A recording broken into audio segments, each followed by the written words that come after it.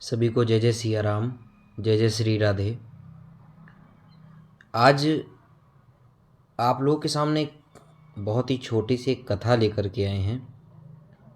वो बहुत ही ऐसी कथा है कि आप उसको समझ जाएंगे, आप अपने जीवन में अगर उसको उतार लेंगे तो आपका जीवन बदल सकता है। जीवन कैसा बदल सकता है? भगवान को हमने सिर्फ और सिर्फ व्यापार के रूप में देखा है। हम क्या देख रहे हैं, हम क्या कर रहे हैं? हम सिर्फ और सिर्फ भगवान को व्यापार के रूप में देख रहे हैं। सिर्फ और सिर्फ लेन देन की बात करते हैं। भगवान आप हमको ये दे दो तो हम इतना आपको चढ़ाएंगे, आपको चुनरी चढ़ाएंगे, आपको माला चढ़ाएंगे, आपको फूल चढ़ाएंगे, आपको प्रसाद चढ़ाएंगे। ये जीवन है? भगवान इसके लिए बैठे हैं? नहीं, बिल्कुल गलत है। कि राम ही केवल प्रेम पियारा, जान लेहु जो जान निहारा। राम जी को केवल और केवल प्रेम प्रिय है, किसी भी भगवान को। राम जी सरकार हो, हनुमान जी महाराज हो, दुर्गा मैया हो, शंकर भोलेनाथ हो, केवल और केवल उनको बस प्रेम प्रिय है। आप उनको क्या दोगे? आप खुद उनके टुकड़ों पे जी रहे हो, आप उनको क्या दे सकते हो? हाँ, उनको दे सकते हो सिर्फ और सिर्फ प्रेम। प्रेम के भूखे हैं भगवान। कि प्रबल प्रेम के पाले पड़कर, कि प्रबल प्रेम के पाले पड़कर, प्रबल प्रेम के पाले जब भगवान पड़ जाते हैं, उनको इतना प्रेम मिल जाता है। सही बता रहा हूं आपको। प्रबल प्रेम के पाले पड़कर प्रभु को नियम बदलते देखा, अपना मान भले घट जाए, भक्त का मान न घटते देखा। ऐसे हैं भगवान। आप इतना प्रेम कर लो। मैं आपको बताऊं, एक बहुत बड़े संत रहे हैं, बहुत बड़े संत रहे हैं आपके चित्रकूट में। वो सदैव ये कहते थे कि ये तीर्थाटन जो है ना वो कम करो। तो कुछ लोगों ने पूछा कि महाराज जी ऐसा क्यों? बोले अपने घर को ही तीर्थ बना लो। अच्छा, घर कैसे तीर्थ बनेंगे? देखो, घर ऐसा तीर्थ बनेगा कि घर में बैठकर हम भगवान का इतना नाम हम जप कर लेंगे कि घर ही हमारा तीर्थ बन जाए। और हम भगवान के दर्शन न करें, भगवान स्वयं प्रकट होकर हमारे घर में हमें दर्शन दें। ऐसा होना चाहिए। लोग आपके घर में दर्शन करने आवे, आप दर्शन करने ना जाएं। ऐसा भगवान का नाम जप करो। घर को ही तीर्थ स्थल बना दो। हम लोग कितना भगवान को, भगवान के सामने बैठ करके उनको कितना खिन्न कर देते। एक जगह की बात है, हम कथा करने के लिए गए और करने के लिए हमारे जितने भी साथ के लोग हैं और हमारी जो टीम के जितने भी लोग हैं, वो सब के सब, ये भोजन का समय आया तो बोले महाराज जी यहाँ का सिस्टम है कि भोजन प्रसादी लगने से पहले जयकारा लगता है। हमने कहा बड़ी सुंदर बात है। तो वहाँ पर एक कम से कम नहीं तो 20 मिनट से ऊपर, 25 मिनट तक जयकारा चलता रहा। राम जी सरकार की जय, हनुमान जी महाराज की जय, चंद्रिका मैया की जय, गंगा मैया की जय। दुल्हा सरकार की जय, रेशमी रुमाल की जय। तो ऐसे ऐसे मैं आपको बताऊं, कम से कम 20 मिनट तक केवल जयकारा चलता रहा। भोजन सामने रखा हुआ है। भगवान, जब हम ज़्यादा भगवान के साथ नियमों से जुड़ जाते हैं तो मैं आपको बात बताऊं, भगवान खिन्न हो जाते हैं। भगवान को केवल और केवल प्रेम दो, प्रेम चाहिए। मैं सच्ची बता रहा हूं आपको, केवल और केवल भगवान को प्रेम प्रिय है बस। मीराबाई को आप देख लो, ऐसा प्रेम किया। मैं आपको बात बताऊं, मीराबाई को मंदिर के अंदर लोगों ने जाते तो देखा, लेकिन वापस आते नहीं देखा। मीराबाई कैसी हैं आपको पता है? एक छोटी सी बच्ची, उम्र तकरीबन रही होगी 8 वर्ष,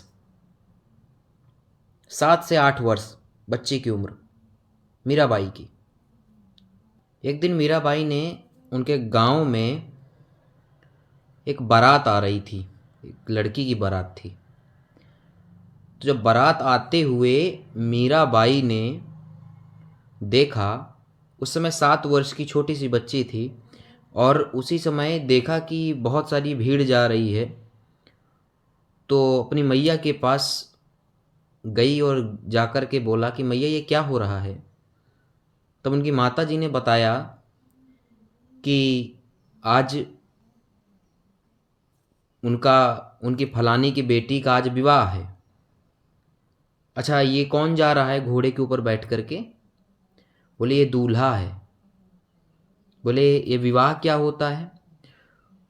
तो मीराबाई की माता जी ने बताया कि दूल्हा जाएगा और जा करके वो जो उनकी बेटी हैं उनको ले जाएगा। बोले पति क्या होता है, दूल्हा क्या होता है? बोले पति जो होता है वो परमेश्वर होता है, वो भगवान होता है। अच्छा, बोले भगवान। अब छोटी सी बच्ची को उनको बताना था, उनको समझ में नहीं आ रहा था कि क्या बताएं, तो उन्होंने अपने हिसाब से बताया अपनी बच्ची को समझाने के लिए। अब बच्ची जो है वो धीरे धीरे एक क्वेश्चन और आगे बढ़ते जा रही है। अच्छा, भगवान है, ठीक है। तो थोड़ी देर बाद मीराबाई अपनी मैया से कहती हैं कि मैया, हमारे पति कहाँ हैं, हमको भी अपने पति के पास जाना है। तो मैया कहती हैं कि इसको तो केवल समझाने के लिए मैंने ये उदाहरण दिया। अब मीराबाई स्वयं में कह रही हैं कि हमको अपने पति के पास जाना, अब हम क्या करें। वो जिद करने लगी, नहीं हमको जानना है, हमको अपने पति के पास जाना है। कहाँ है हमारे पति? भगवान है हमारे पति, कहाँ है? तो उनकी माता ने उसका मन रखने के लिए उसका हाथ पकड़ के ठाकुर द्वारा लेकर के गई, और ठाकुर द्वारा ले जाने के बाद में कन्हैया की मूर्ति की ओर हाथ दिखाते हुए कहा कि यही तुम्हारे पति हैं, यही तुम्हारे पति हैं। उन्होंने कहा ऐसे मानेगी नहीं, ये देख करके उसका मन बहल जाएगा। उस दिन की मैं आपको बात बताऊं, उस दिन से मीराबाई ने कृष्ण कन्हैया को अपना पति स्वीकार कर लिया, स्वीकार कर लिया। ऐसे प्रेम, ऐसा प्रेम। राणा ने, जब मीराबाई के पति ने, जो लौकिक पति हैं जिनके साथ मीराबाई के का विवाह हुआ, तो राणा ने जब एक प्याले में विष भेजा मीराबाई के लिए, तो उस विष को उन्होंने जब देखा, तो क्योंकि विष तो काले कलर का होता, उस समय विष जो था वो काले कलर का था, तो उन्होंने सोचा कि मानो कि श्याम जी कृष्ण भगवान स्वयं सांवले हैं, तो मानो श्याम जी कृष्ण भगवान स्वयं हमको प्राप्त होने वाले हैं। इस नाते से उन्होंने खुशी खुशी हंस करके उस प्याले को अपने मुंह से लगा लिया, और उस पूरे जहर को पी लिया। ये प्रेम की ताकत है कि उस जहर से मीराबाई का कुछ नहीं हुआ, कुछ भी नहीं हुआ। प्रेम की ताकत ये है, मैं आपको बात बताऊं कि उनके घर परिवार वाले लोग पागल कहते थे, क्योंकि ये दिन भर संतों के साथ बैठती थी, संतों के साथ भजन करना। और एक दिन की बात, मीराबाई मंदिर के अंदर प्रवेश की और प्रवेश करने के बाद पट जो है बंद कर लिए, और पट बंद करने के बाद में अंदर चली गई। काफ़ी देर हो गया, लोग सोचने लगे पूरा दिन बीत गया। अगले दिन का समय आया, अभी पट खुले नहीं हैं, मीराबाई अंदर से बाहर नहीं आई। अब लोगों ने सोचा इतना समय हो गया है, खटखटाया, कोई जो है पट खटखटाए, लेकिन अंदर से कोई आवाज़ नहीं आई। इसके बाद सब लोगों ने कहा इस पट को तोड़ा जाए। उस पट को तोड़ा गया, जबरदस्ती खोला गया। अंदर जाके देखा तो मीराबाई नहीं थी। इस पूरे जितने भी अब तक जितनी भी कथाएं हैं, मैं आपको बताऊं, केवल 2 लोग ऐसे हुए हैं जिनको भगवान ने सदेह स्वीकार किया है, देह के साथ, जिनका आज तक कभी पार्थिव शरीर मिला ही नहीं, कभी नहीं मिला। एक कबीर दास, दूसरे मीराबाई। एक है कबीर, दूसरे हैं मीराबाई। इनका अभी तक, ये कहीं कभी भी अभी तक तो मिला ही नहीं, पार्थिव शरीर कहीं भी कुछ भी नहीं मिला। भगवान ने उनको शरीर के साथ स्वीकार कर लिया। ये प्रेम की ताकत है। दुनिया में प्रेम से बड़ा कुछ नहीं है, सब कुछ प्रेम पे टिका है। तो मैं आपको बताऊं, मीराबाई कोई त्रेता युग, सतयुग और द्वापर युग की नहीं थी। इसी कलयुग में होने के बाद में उन्होंने भगवान को प्राप्त कर लिया। तो हम भी तो इसी कलयुग में हैं।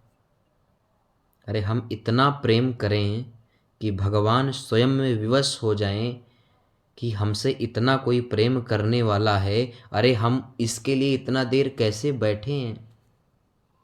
इतना प्रेम करो कि भगवान स्वयं आने के लिए तड़पे। ये कथा हमें सिर्फ और सिर्फ यही सिखाती है कि जीवन में कभी भी सिर्फ और सिर्फ हमें प्रेम से कोई चीज़ करें, कुछ जबरदस्ती का ना हो। हम कि हम जा रहे हैं कुछ मांगने के लिए, भगवान के सामने बैठे हैं, भगवान हमारा ये काम पूरा कर दो, तो हम नारियल चढ़ा देंगे, हम लड्डू चढ़ा रहे, लड्डू के लिए तुम्हारे भूखे बैठे हैं, तुम्हारे नारियल के भूखे बैठे हैं। अच्छा, एक चीज़ और, कुछ लोगों ने भगवान को ऐसा कर दिया है कि सोमवार को किसका दिन, कि सोमवार को शंकर भगवान का, मंगलवार को हनुमान जी का, बुधवार को गणेश भगवान का। अच्छा, बुधवार को हनुमान जी के मंदिर में जाओगे तो हनुमान जी भाग जाएंगे? नहीं भागेंगे ना। अरे हम तो स्वयं में बटे ही, हमने भगवान को भी बांट दिया कि सोमवार का इनका दिन, मंगलवार को उनका दिन। भगवान भगत के लिए भगवान सब दिन बैठे हैं। और ये दिन किसके लिए बनाए गए हैं? जो कभी भी मंदिर नहीं जाता, कम से कम दिन के बहाने तो मंदिर जाएगा कि आज मंगलवार है चलो भगवान के दर्शन कर लें, कम से कम दिन के बहाने तो जाएगा। भगवान केवल प्रेम के प्रिय हैं। राम ही केवल प्रेम पियारा। राम जी केवल और केवल प्रेम वो स्वीकार करते हैं। तो जीवन में भगवान के सामने जाएं तो भले ही चाहे हाथ में लड्डू ना लेकर के जाएं, भले ही चाहे फूल माला ना लेकर के जाएं, लेकिन हृदय में प्रेम लेकर के जाएं, भगवान के प्रति के वो सच्चे भाव लेकर के जाएं। ये कहानी आप लोगों तक, ये कथा आप लोगों तक आप शेयर करें, ताकि लोगों को भी प्रेम के बारे में पता चले, लोगों ने भगवान के दर्शन कैसे करने चाहिए ये पता चले। चलिए, सभी को जय जय सिया राम, जय जय श्री राधे।